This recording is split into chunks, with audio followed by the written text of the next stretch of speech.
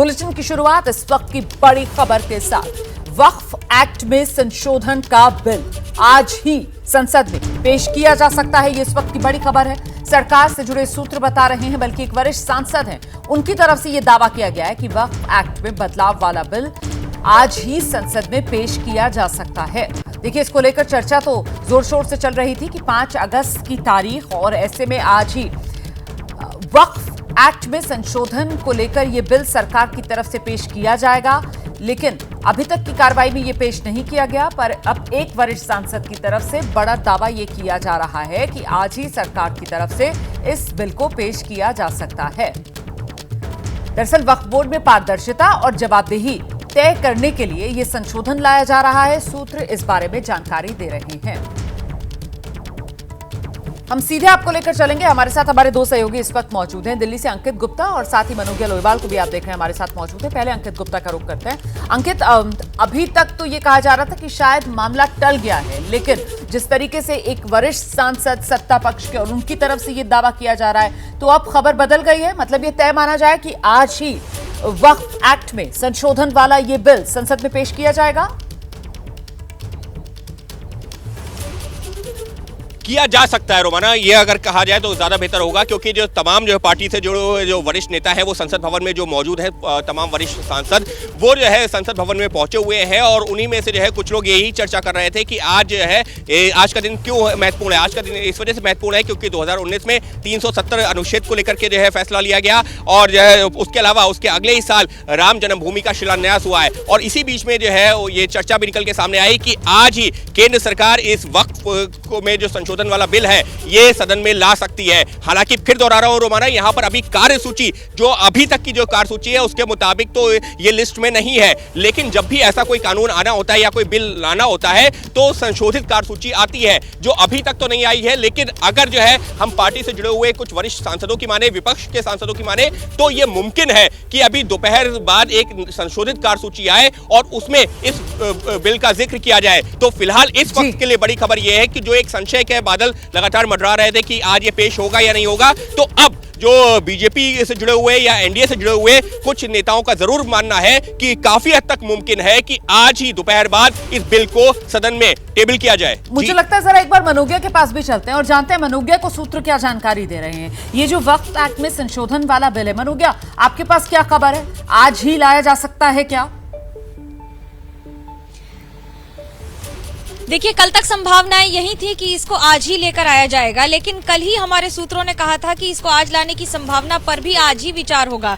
ऐसे में क्योंकि दिन अभी दोपहर है, जितना तापमान सूरज बढ़ा रहा है ठीक उतना ही तापमान इस समय संसद का बढ़ रहा है, और सब यही कयास लगा रहे हैं कि इसके आज के आने की संभावनाएं बढ़ती चली जा रही हैं। लेकिन जिस तरह से अंकित बता रहे थे उस बात में भी पूरी सच्चाई है कि जब तक सूची में लिस्ट नहीं हो जाता है तब तक उसको आगे बढ़ाना संभव नहीं होता है, क्योंकि एक कार्यशैली है, एक पद्धति है, एक प्रणाली है जिसके तहत ही संसद में काम होता है। अब दूसरी महत्वपूर्ण बात यह कि जिस तरह से इसकी बातचीत पहले से इतनी ज्यादा हो गई है, धारा 370 जब हटाई गई थी जम्मू कश्मीर में, तब उसकी इतनी बातचीत नहीं हुई थी, सीधा संसद में उसे पेश किया गया था। तो सरकार भी अपनी तरफ से ये पूरी तरह से नाप तौल कर आगे बढ़ रही है, बखूबी जानती है इसका इम्पैक्ट क्या होगा। इसलिए आज के दिन के महत्व जो कि इस सरकार के लिए कई गुना ज्यादा है, उसके तहत आज के ही चांसेस सबसे ज्यादा रहे हैं अभी तक। बिल्कुल, रहिए आप मेरे साथ। अंकित गुप्ता भी हमारे साथ बने हुए हैं। इस बीच में एक और बड़ी खबर दर्शकों को बता देती हूँ कि इसी वक्फ एक्ट संशोधन को लेकर सियासत जो है वो बहुत ज्यादा गर्मा गई है। देखिए, अभी तक इसको लिस्ट तो नहीं किया गया है कार्यसूची में, हालांकि किया जा सकता है, इसकी गुंजाइश अभी बाकी है, जैसे कि हमारे सहयोगी बता रहे हैं। लेकिन इस बीच समाजवादी पार्टी के सांसद हैं, नाम जियाउर रहमान बर्क है, वो कह रहे हैं कि टीडीपी और जेडीयू को ऐसा बिल रोकना चाहिए, और अगर ऐसा नहीं किया तो आगे से मुसलमान उन्हें वोट नहीं देंगे। अगर बिल नहीं रोका गया तो फिर आने वाले समय में जेडीयू और टीडीपी जो इस समय एनडीए के सहयोगी हैं, वो कम से कम इन पार्टियों को वोट नहीं देंगे। सुनिए जरा। समाजवादी पार्टी के युवा लोकसभा सांसद जियाउर रहमान बर्क साहब हमारे साथ हैं। खबर ये मिल रही है कि ये वक्फ संशोधन विधेयक आज ही संसद में सरकार पेश कर सकती है। इसको लेकर के क्या आप लोगों की रणनीति रहेगी? देखिए, अभी जैसे कि सिर्फ ये खबर ही है, चर्चा है, कोई अभी पुष्टि नहीं हो पाई है इसकी कि इस टाइप का कोई ये अमेंडमेंट कोई बिल लेकर के आ रहे हैं। लेकिन मैं यही कहूँगा कि इस टाइप का अगर कोई कानून संशोधन लाना है तो हठधर्मी इनकी नहीं होनी चाहिए कि अगर पहले मुस्लिम समाज के जो दानिशवर लोग हैं उनसे मशवरा होना चाहिए कि जिस चीज़ की अगर ज़रूरत है उसको तो वही उसमें अमेंडमेंट होना चाहिए। ज़बरदस्ती अनावश्यक रूप पर राजनीतिकरण नहीं होना चाहिए कि सिर्फ इस मकसद से है कि हमारे समाज के लोगों को दबाने के लिए, उनसे उनके अधिकारों को छीनने के लिए इस टाइप का कोई होता है। तो हम यकीनन, मैं तो व्यक्तिगत तौर पर इस पर मुखालिफ हूँ ही, और मुझे उम्मीद है कि इस टाइप की कोई जो संवैधानिक रूप से ये लोग उसके साथ खिलवाड़ करने का बार बार प्रयास कर रहे हैं। हमारी पार्टी भी हमेशा और पूरा इंडिया गठबंधन संविधान को बचाने के लिए चुनाव लड़ाई, तो इस टाइप की चीज़ होंगी तो उस पर जरूर विरोध। इस टाइमिंग पे आप क्या कहेंगे, जो टाइमिंग है सरकार की उस पर आप क्या कहेंगे?